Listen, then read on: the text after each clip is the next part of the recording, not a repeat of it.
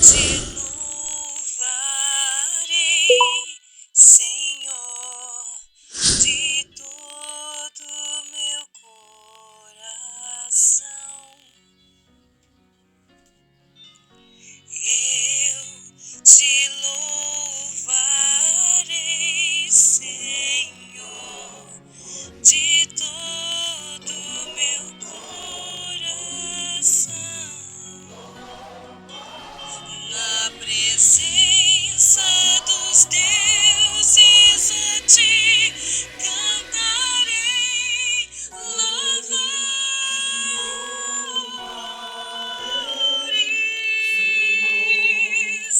Na presença dos deuses a ti cantarei louvores.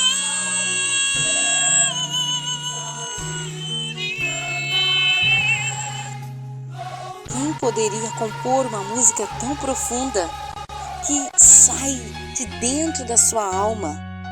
Pois é nítido o prazer deste compositor e a satisfação que ele tem de gritar entre as nações e os seus deuses pagãos e dizer que o seu Deus é poderoso. Quem mais poderia ter um coração de adorador que deseja que a obra missionária seja realizada de forma que todos os reis da terra possam louvar o nome do Deus dos deuses, senão ele, Davi, sim, o rei Davi, o homem segundo o coração de Deus. Esse era um adorador que com profundidade, com alma, adorava ao Senhor. E aqui no Salmo 138, ele demonstra este louvor de ações de graças pela fidelidade do seu Deus, por ouvir o seu clamor. E ainda mais, ele mostra que, através das respostas que Deus concedeu, dos livramentos, ele assim está testemunhando o poder do seu Deus. Sejam todos bem-vindos ao canal Entre Irmãs, Salmo 138. Aliás, este é o primeiro de 8 salmos de louvores atribuídos a Davi. Serão 8 cânticos que nós vamos entoar do Salmo 138 ao 145. Sabe por quê?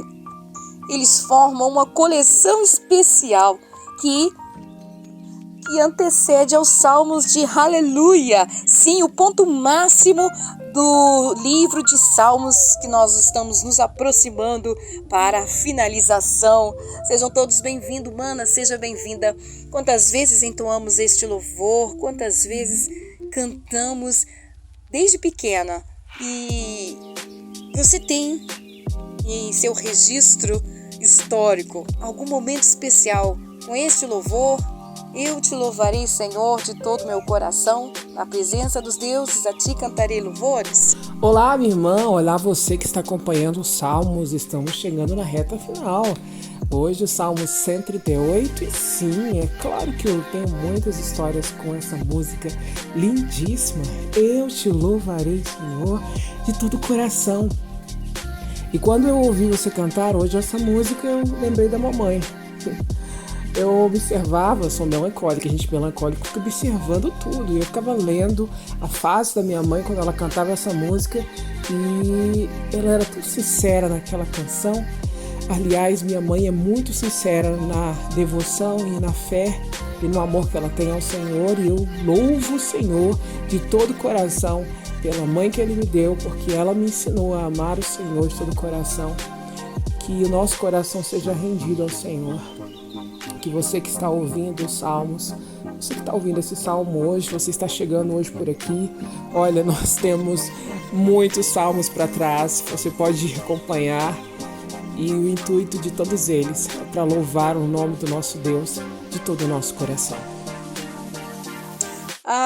São momentos lindos que nós vivenciamos. Eu, por exemplo, me perguntava por que cantar na presença dos deuses. Existe até uma versão que diz assim: na presença dos anjos a ti cantarei. Mas na verdade é a presença dos deuses. E por que era necessário cantar na presença dos deuses. Naquela época eu não entendia nada, mas hoje eu convido você a mergulhar na palavra de Deus. Vamos entender os motivos os quais Davi aqui estava louvando ao Senhor. Além do louvor que ele coloca aqui, ele também traz palavras de encorajamento dentro deste louvor. Ele traz a importância de clamarmos ao Senhor no momento da angústia, pois Ele nos fortalecerá. Ele traz então foco de que Deus responde às nossas orações. E quando Deus responde a essas orações, nós chegamos em 3 pontos principais que nós vamos ver dentro destes salmos. O primeiro, as orações respondidas, sim, o nome de Deus é glorificado, que vai do versículo 1 ao versículo 3. E quando as orações são respondidas, o que acontece? Nós somos testemunhas aos pecadores daquilo que Deus faz, que vai dos versículos 4 ao versículo 5. E quando as orações são respondidas, nós compreendemos o propósito de Deus para as nossas vidas, que vai do versículo 6 ao versículo 8. Então não sai daí não. Vamos lá maratonar esses salmos? Então vamos lá, gente, vamos seguindo a história. Esses fatos narrados aqui estão lá nos livros iniciais da Bíblia, no Pentateuco. Agora nós já estamos entrando aqui no livro de Josué. Então o povo entra na terra prometida. Uau, conquistamos a terra. O povo começa a se envolver com outras nações, com religiões das outras nações, com paganismo. Aí existe a oscilação da fé. E cadê a arca? Ninguém mais se preocupou com a presença de Deus.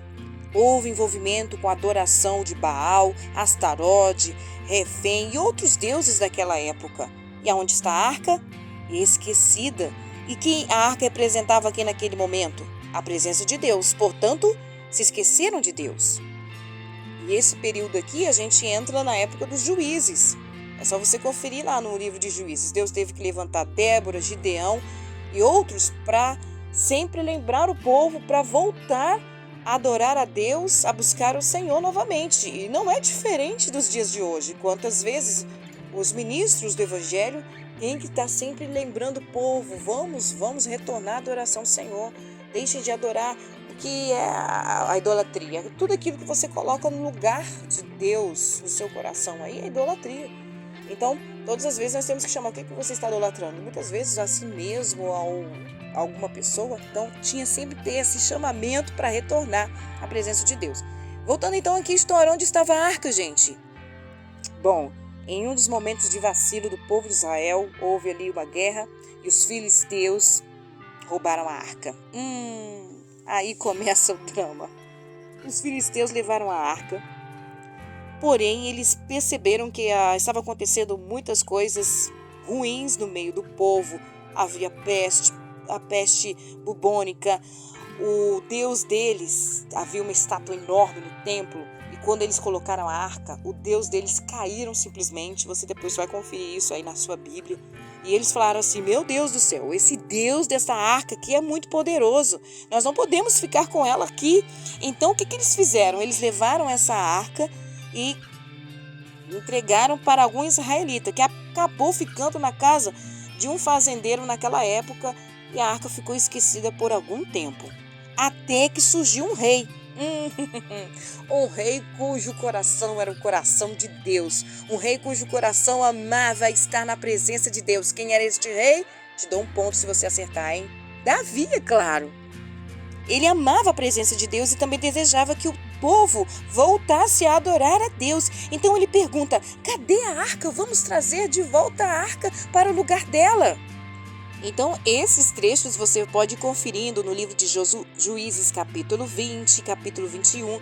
Possivelmente, a arca tenha permanecido temporariamente em Betel, e depois em Mispá, e por fim parou em Siló, e em 1 Samuel, capítulo 1 até o capítulo 3, você pode conferir tudo isso. Também você pode conferir, gente, que os filhos de Eli, do sacerdote Eli, usaram a arca como um amuleto e a levaram para a batalha contra os filisteus, sendo então capturada por eles. Foi essa parte que eu te falei. Você pode conferir lá em 1 Samuel, capítulo 4 e também capítulo 5. Foi aí, que os filisteus ficaram assustados com o poder de Deus e devolveram a arca, e essa arca ficou na casa de Abinadab. Você confere lá em 1 Samuel, capítulo 6. E ficou, sabe quanto tempo? 20 anos ali na casa daquele homem, até que então Davi falou: não, vamos trazer a arca novamente para o lugar dela. Davi prepara então um lugar específico, bonito, uma tenda para trazer a arca, porém ele não foi bem sucedido na sua primeira tentativa, lá em 2 Samuel, capítulo 6. Por quê? Porque ele colocou a arca para ser carregado por animais, e o boi então tropeça e a arca vai caindo, e aí o homem bem intencionado tenta pegar a arca, e aí ele acaba morrendo fulminado. E Davi: meu Deus, o que eu fiz? Ele se esqueceu. Vocês se lembram que a arca deveria ser conduzida pelos levitas, não numa carroça de boi? Por isso que aquele moço, aquele rapaz bem intencionado, morreu. Muitas vezes, gente, a gente tem boas intenções, mas precisamos estar nos princípios bíblicos, nos princípios que Deus estabeleceu. Não adianta ter boas intenções, gente. A gente tem que conhecer a palavra, tem que viver na palavra, tá bom? E aí, continuando aqui então a leitura, olha que interessante no versículo 2: pois engrandeceste a tua palavra acima de todo o teu nome. Esse processo de confiar no Senhor é exatamente de confiar na palavra do Senhor. Confiei em tua palavra e orei, e o Senhor me respondeu, muito acima e além de tudo quanto havia prometido. Então perceba que Davi confiava nas promessas do Senhor. Confiar na palavra, confiar na promessa. E Davi confiou de forma que Deus respondeu muito além daquilo que ele imaginava. E o que a palavra de Deus diz? Lá no livro de Efésios, capítulo 3, versículo 20, ora, aquele que é poderoso para fazer tudo muito mais abundantemente além daquilo que pedimos ou pensamos, segundo o poder em que nos opera. Esse Deus é que opera em nós, que opera em ti. Mas existe esse segredo que Davi nos ensina de confiar, de clamar e de esperar a resposta de Deus. Porque se assim nós conduzimos as nossas vidas com fé, confiança, esperança, oração, vigilância, nós vamos viver o melhor da terra, nós vamos experimentar como Davi, além daquilo que ele pensava ou imaginava. Agora no versículo 3, ele mostra aqui para nós duas situações que normalmente são dois elementos, né, que são roubados de onde? Da nossa alma. São dois elementos que são chamados de força e coragem. Quando esses dois elementos são roubados de nossa alma, nós não temos ânimo para lutar, para correr atrás, para continuar. Nós simplesmente paralisamos. E o que Davi fala aqui no versículo 3? No dia em que eu clamei, me escutaste, alentaste-me, fortalecendo a minha alma. Sabe, normalmente nós temos pessoas em nosso redor que dizem palavras negativas, que dizem palavras que nos desanimam, como por exemplo, você não vai conseguir, você não é capaz. Pessoas que desestabelecem o nosso ser, até mesmo a nossa identidade. Com as suas palavras cruéis e duras, elas querem roubar a nossa fé, a nossa coragem. Vocês se lembram de Davi? Aqui Davi, quando ele foi enfrentar o gigante Golias, em primeiro lugar, o gigante atacou com palavras para destruturar a fé, a coragem e a força daquele pequeno menino na época. Mas Davi estava confiante em quem? No Senhor, seu Deus, o Senhor dos exércitos, o Senhor Deus poderoso. Porque se ele fosse dar ouvido às vozes, ele não ia conseguir. Se ele fosse ouvir Saul ou os soldados que estavam ali provavelmente, zombando, ele vai conseguir nada, ele é tão pequeno, ele nem é homem de guerra. Se ele fosse ouvir o gigante, ele não teria conseguido a vitória. Então nós precisamos de força, nós precisamos de coragem. Para quê? Para enfrentar os desafios que diariamente vão nos surgir. Para não dar ouvidos às vozes que vão nos trazer desânimo, que vão nos desfavorecer, que vão nos atrapalhar, que vão roubar a nossa paz. Então precisamos da fé e da coragem que vem de quem? Que vem do próprio Deus. E Davi diz aqui, o próprio Deus deu-lhe força, deu-lhe coragem. Agora, se você quer ir além, Se você quer avançar, você precisa tomar posicionamento, ter essa fé, ter essa coragem. Para o quê? Para muitas vezes contrariar pessoas. De repente você vai ter que contrariar para que você possa seguir no seu alvo, que você sabe que é o propósito de Deus. Muitas vezes você vai ter que até desfazer de amizades que não vai te acrescentar nada na sua vida. Para você ir além, você precisa ter posicionamento. Precisa ter esta força, esta coragem para continuar. Bom, se você não tiver nem a força, nem a coragem, se você não quiser romper, se você não quiser algo novo na sua vida, você vai continuar nessa mesma situação, numa vida medíocre, numa vida paralisada. Então tome hoje a força e a coragem, que vem de Deus. E no segundo momento, Davi nos ensina aqui que quando as nossas orações são respondidas, nós vamos testemunhar aos pecadores, versículos 4 e 5. Todos os reis da terra te louvarão, ó Senhor, quando ouvirem as palavras da tua boca, e cantarão os caminhos do Senhor, pois grande é a glória do Senhor. Aleluia! Davi tinha um coração missionário. E o seu desejo é que as nações da terra, os reis da terra, os reis pagãos, reconhecessem e exaltassem o poder do nosso Deus eterno.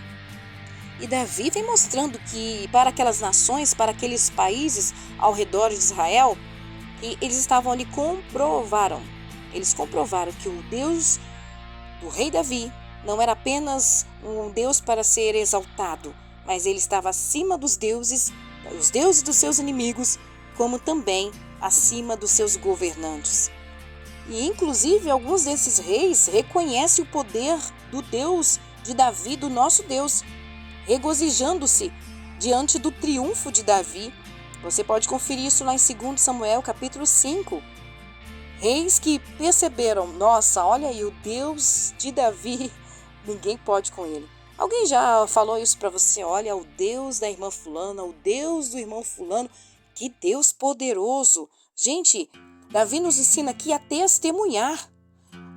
As nossas orações, nós clamamos ao Senhor e quando elas são respondidas, nós devemos testemunhar daquilo que Deus fez. Deus te deu um carro, testemunhe. Deus te deu uma bicicleta, testemunhe. Deus te deu uma casa, testemunhe. Deus te deu um namoro, testemunhe. Deus te deu um emprego, testemunhe. Em todos os momentos, nós precisamos testemunhar, principalmente aos pecadores, para que vejam que o nosso Deus é Deus de poder. E não só pelas vitórias materiais, mas também, principalmente, pelas espirituais. Eu era uma pessoa tão depressiva, mas Jesus me mudou. Eu era uma pessoa usuário de drogas e Jesus me transformou. Eu era uma pessoa viciada em determinada coisa e Jesus me transformou. Esses são testemunhos que nós precisamos falar do plano de salvação. Aliás, o testemunho faz parte da igreja do Senhor. Vocês se lembram do que Jesus falou antes de ascender aos céus?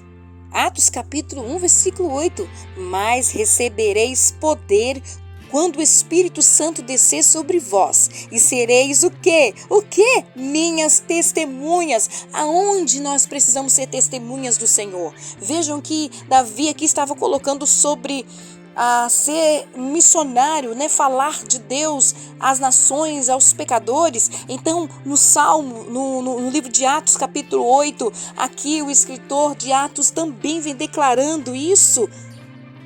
Quando Jesus disse, sereis minhas testemunhas em Jerusalém, em Judeia, na Samaria, e por fim ele coloca, olha, vai para todos os confins da terra, vai em todos os cantos da terra ser minha testemunha. Então você vai testemunhar do Senhor na sua cidade, no seu estado, no seu município, no seu país, e se Deus te mandar, vai às outras nações. É isso.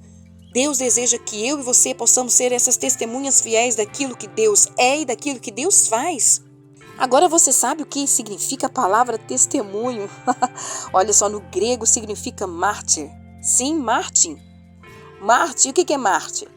O primeiro mártir da igreja, quem foi? Coloca a resposta aí no comentário. Mas eu vou adiantar, hein? Foi Estevão. Foi ele que morreu em favor da obra missionário, foi ele que morreu em favor de Cristo. Então o que é ser um mártir? É aquele que está disposto a morrer pela causa que defende. E qual é a causa que você defende? Não é a causa do seu partido político, não é a causa da comunidade que você vive, não é a causa das associações que existem tantas por aí, mas a sua causa principal é a palavra de Deus, a sua causa principal é Jesus Cristo, é o reino de Deus, então é por ela que nós temos que morrer.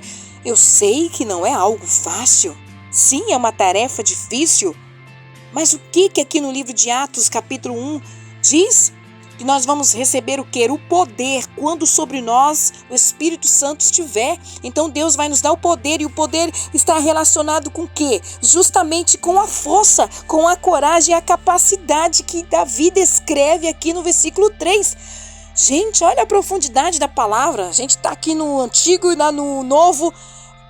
Gente, isso é a inspiração reveladora da palavra de Deus. Então, se queremos ter esta força, essa coragem, ela vem pelo Espírito Santo de Deus nas nossas vidas. Para quê? Para testemunharmos do que Deus faz, do que Deus é, para defender a nossa causa, a causa da palavra do reino de Deus. Essa, portanto, é a nossa missão, testemunhar Jesus Cristo por todos os lugares, falar do que Jesus fez, do que Jesus faz, falar da salvação, falar dos planos de Deus. Esta é a sua missão. E quando falamos literalmente da obra missionária, muitas vezes nós não podemos ir ao campo missionário e a outras nações, mas nós podemos orar, interceder pelos missionários que lá estão no campo, interceder por aqueles que estão em estudo nas suas formações teológicas missionárias para ir ao campo, podemos interceder para que Deus envie mais missionários, prepare mais pessoas com coração desejoso por isso. Também podemos ser contribuintes da obra missionária. Você já ofertou hoje para a obra missionária? Procure a liderança da sua igreja. Diga que você quer ofertar para a obra missionária. De repente tem algum país, tem alguém que necessita. Como nós estamos ajudando o missionário na África, que essa semana ele nos mandou uma mensagem dizendo: nós não temos nada para comer. E se você também deseja contribuir, ajudar o missionário da África, você vai estar aqui entrando no comentário e vou descrever mais sobre esta questão. Mas continuando aqui, no livro de Salmos, capítulo 138, abra aí a sua Bíblia para você conferir. Agora nós vamos entrar no versículo 6 e versículo 8. As orações respondidas cumprem o propósito de Deus nas nossas vidas. Já começamos falando destes propósitos. Você já descobriu quais são eles para a sua vida? Bom, o salmista diz assim: ainda que o Senhor é excelso, atenta para os humildes, mas aos soberbos, conhece-o de longe. Aí no versículo 7 continua: andando eu no meio da angústia, tu me vivificarás, estenderás a mão contra a ira dos meus inimigos e a tua destra me salvará. Olha que lindo o versículo 8. O Senhor aperfeiçoará o que me concerne. A tua benignidade, ó Senhor, é para sempre. Não desamparareis as obras das tuas mãos. Essa expressão que Davi coloca aqui, atenta para os humildes, significa cuidar deles, significa considerá-los de maneira favorável. Lá no livro de Isaías, capítulo 57, versículo 15, Lucas, capítulo 1, 47, você também verifica essa mesma expressão. Mas a prova máxima disso tudo está na pessoa de Jesus Cristo. Quando Jesus Cristo veio e encarnou-se entre nós com a sua morte e ressurreição, ele se fez pobre para quê? Para que nós, eu e você, pudéssemos ser ricos. 2 Coríntios 8, 9. Ele ainda se tornou um servo. Para quê? Para que fôssemos libertos. Filipenses 2, versículo 1 ao 12. Jesus, então, ele foi humilde em sua vida e também na sua morte e ressurreição.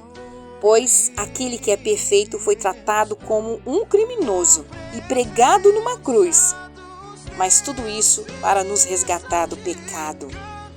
Agora eu pergunto, Deus tinha propósito com a vida de Davi? Sim. Cumpriu? Sim. O mesmo é para a sua vida. Hoje Deus também quer cumprir os propósitos dele para a sua vida. Mas de repente aí você precisa dessa força, dessa coragem que lhe faltou durante a caminhada, diante das vozes que vieram te acusar, te abater. Mas hoje o Senhor, que gera o Espírito Santo, que gera o poder na tua vida, está aqui para te abençoar. E é por isso aqui que no versículo 8 ele coloca: o Senhor aperfeiçoará o que me concerne. Em outra versão, o Senhor aperfeiçoará o que me diz respeito. Por quê? Porque Deus tem um propósito na sua vida. E o propósito de Deus, portanto, tem um significado profundo. Ele nos convoca a viver uma vida verdadeira. Olha aí que lindo! Em Romanos capítulo 8, versículo 28 e 29, lemos: Em todas as coisas Deus trabalha para o bem daqueles que o amam, dos que foram chamados segundo o seu propósito, que é de serem conformes à semelhança do seu Filho. Então você quer conhecer esse propósito? Está aí no livro de Romanos capítulo 8. Viver conforme a vontade de Deus, uma vida verdadeira, numa vida piedosa, numa vida que clame, que busca ao Senhor. Vamos orar? Amado Deus, como é lindo a Tua palavra, como é linda a revelação da Sua palavra. E assim como Davi, nós queremos mostrar entre as nações, mostrar entre as pessoas que estão próximo de nós, o Seu poder, a Sua glória, através dos nossos testemunhos, através das orações que, conforme a Sua vontade, serão respondidas. Queremos testemunhar, Senhor, queremos ser, ó Pai, verdadeiros testemunhas do Senhor em todos os lugares e setores por onde nós estamos, a começar de nossa casa, trabalho, estudo, escola, faculdade, na nossa vizinhança. Pai, também queremos te pedir que a força do Espírito Santo de Deus esteja em nós, a força e a coragem, assim como Davi precisou para que ele pudesse continuar a trilhar o caminho e viver os propósitos de Deus. Assim nós te pedimos. E se essa pessoa ainda não conhece o propósito de Deus para a vida dela, que ela possa estar buscando de Ti e que o Senhor venha revelar a essa pessoa. E como diz a oração do Pai Nosso, que venha o Teu reino, que seja feita a Tua vontade, assim na terra como nos céus. Em nome de Jesus nós te agradecemos. Amém.